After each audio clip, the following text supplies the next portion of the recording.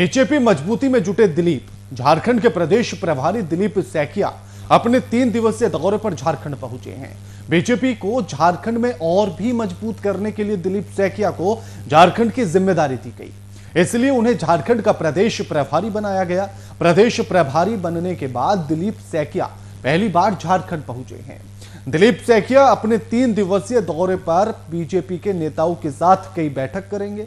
फिलहाल बीजेपी प्रदेश कार्यालय में कोर कमेटी की बैठक में वे उपस्थित होकर प्रदेश संगठन को मजबूत बनाने समेत झारखंड के सियासत में नई रणनीति पर चर्चा भी करेंगे।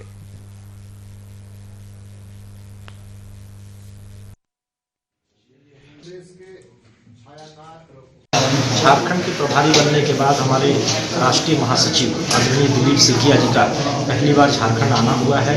संगठनात्मक और कई प्रकार के मुद्दों को लेकर के लगातार 3 दिन वो हर स्तर के कार्यकर्ताओं से मिलेंगे, बातचीत करेंगे, आगे की कार्यक्रमों की रूपरेखा तय करेंगे। वर्तमान में राज्य सरकार जो है उसने अपना 1 वर्ष का कार्यकाल पूरा किया है, उसका लेखा जोखा हम भारतीय जनता पार्टी के कार्यकर्ता ले रहे हैं। सरकार बुरी तरीके से सभी मोर्चों पर विफल रही है।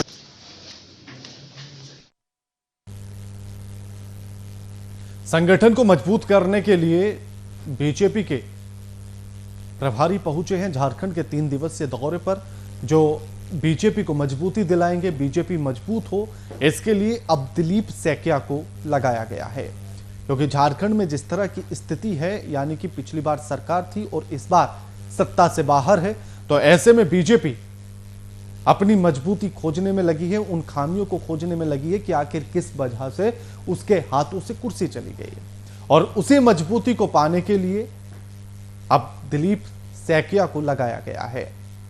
अब कितनी मजबूत बीजेपी हो पाती है ये तो आने वाला वक्त ही बता पाएगा, लेकिन ऐसे में जहां वो लगातार बैठकें करेंगे दिलीप सैकिया, और साथ ही आगे की रणनीति क्या कुछ होगी उस पर भी चर्चा की जाएगी, और बिहार की सियासी समीकरण क्या कुछ होंगे, और बिहार में राजनीतिक परिस्थितियां, स्थितियां और मजबूती क्या कुछ होगी उस पर भी चर्चा की जाएगी कि किस तरह से आगे की राजनीतिक रणनीति बनाई जाए ताकि एक बेहतर प्रदर्शन किया जा सके।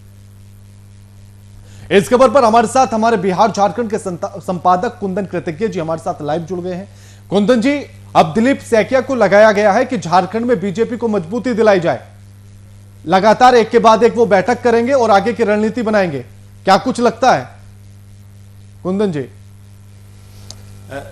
देखिए राष्ट्रीय महासचिव और असम से सांसद हैं दिलीप सैकिया, जो कि पहली बार प्रदेश प्रभारी बनने के बाद 3 दिनों के संगठनात्मक प्रवास पर झारखंड पहुंचे हैं, और आज से उनका यह दौरा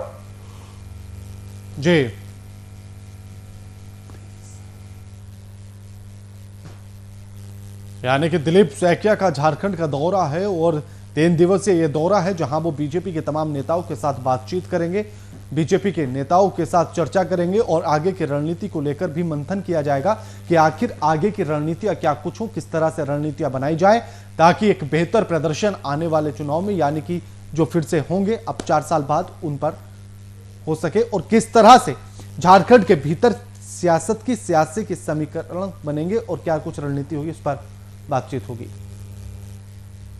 और हमारे साथ हमारे बिहार झारखंड के संपादक कुंदन कृतज्ञ जी फोन लाइन पर हमारे साथ जुड़ गए हैं। कुंदन जी, दिलीप सैकिया के ऊपर जो जिम्मेदारी दी गई है, एक के बाद एक वो बैठक में लगे हैं, कितनी मजबूती हो पाएगी या कितनी मजबूत हो पाएगी बीजेपी झारखंड के भीतर? अब देखिए, दिलीप सैकिया जब 3 दिनों के संगठनात्मक प्रवास पर झारखंड पहुंचे हैं और उसके बाद इनके बैठकों का सिलसिला शुरू हो चुका है, और बैठक में जो इनका कार्यक्रम है, विधायक दल की बैठक होनी है, कोर कमेटी की बैठक होनी है, विभिन्न जिलाध्यक्षों की बैठक होनी है, तमाम कार्यकर्ताओं के साथ बैठक होनी है। और सबसे अहम बात यह है कि दिलीप सैकिया ने जो बताया है और जिस तरीके की उनकी तमाम बैठकों का सिलसिला शुरू है, वह हर बैठक को अलग अलग तरीके से अलग अलग अंदाज में शुरू किए हैं। सबसे पहले विधायक दल की जो बैठक शुरू हुई है उसमें बाबूलाल मरांडी और पूर्व मुख्यमंत्री रघुवर दास भी मौजूद रहे हैं। तो दिलीप सैकिया को जो जिम्मा या जो कहने जो टास्क दिया गया है, वह टास्क है झारखंड में भारतीय जनता पार्टी को और मजबूत करना। हालांकि पिछली बार 2014 से 2019 तक झारखंड में भाजपा की ही सरकार रही थी, लेकिन विभिन्न कारणों से भाजपा दोबारा से 2019 में वापसी नहीं कर पाई और अभी महागठबंधन की सरकार है। तो सबसे पहली चुनौती तो उनको यही है कि आने वाले समय में भाजपा को इस स्तर पर लेकर जाए कि 2024 में जब विधानसभा के चुनाव दोबारा से हों, तब भारतीय जनता पार्टी सरकार में वापसी कर सके। लेकिन उनकी राह आसान नहीं है। बहुत सारे मुद्दों पे पार्टी अंदरूनी स्थितियां जो है पार्टी की वो कमजोर पड़ी हुई हैं। खास करके 2-3 मुद्दे जो हैं, रघुवर दास के मुख्यमंत्रित्व काल में भारतीय जनता पार्टी कहीं ना कहीं अंदरूनी राजनीति का शिकार हुई थी, जिसकी वजह से पार्टी के अंदर भी और पार्टी के बाहर भी। खास करके आपको के याद दिला दें कि 2019 के विधानसभा चुनाव में भारतीय जनता पार्टी, जो शुरू से सहयोगी पार्टी भारतीय जनता पार्टी की रही थी आजसू, उससे अलग होकर चुनाव लड़ी थी और जिसका अच्छा खासा नुकसान बीजेपी को उठाना भी पड़ा था। और ये बाद में जब इन लोगों ने एक इंटरनल मीटिंग की है, उस मीटिंग में भी यह निष्कर्ष निकाला गया कि आजसू से अलग होकर चुनाव लड़ने का भी काफी की वजह से भी नतीजे बुरे आए हैं। तो ये तमाम ऐसे मुद्दे हैं जिन मुद्दों पर दिलीप सैकिया को मंथन करना है।